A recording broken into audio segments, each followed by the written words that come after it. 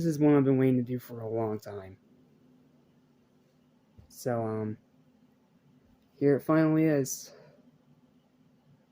Welcome back to Disney-Vember. Welcome to Big Hero 6. Apparently it's based off a Marvel comic book, which I had no idea going into it, because they never advertised it like that. They advertised it as just another Disney Animation Studios movie. And it's a great one in my opinion. I still have pretty fond memories of this, even to this very day, of watching this in Thanksgiving of 2014. Right? 2014? That's right. Yeah, because the DVD came out 2015. Yeah.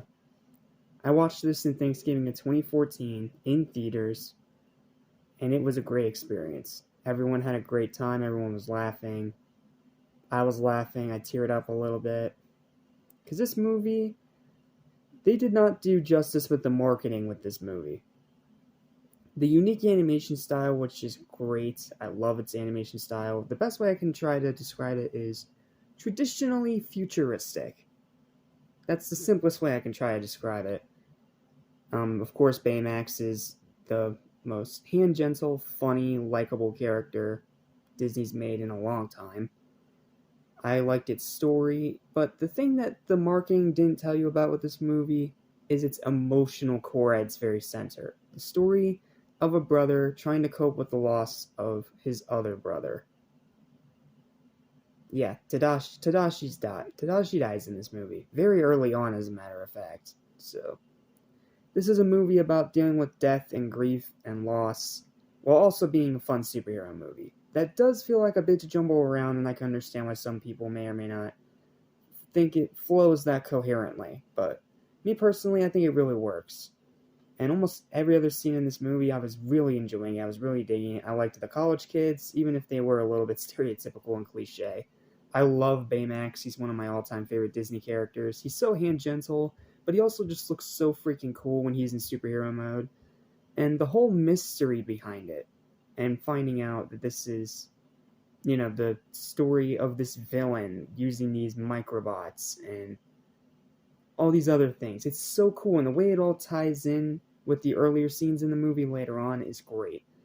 There's also really great emotional scenes in here. Hero is a great character. I love Hero. He is a great character, and being someone who has a brother himself, I can relate to how he feels, and I can only imagine the horrible feeling that he must go through with his older brother, gone. So, yeah, this is a bit of a short one, and it's because there's not really a whole lot to say about it.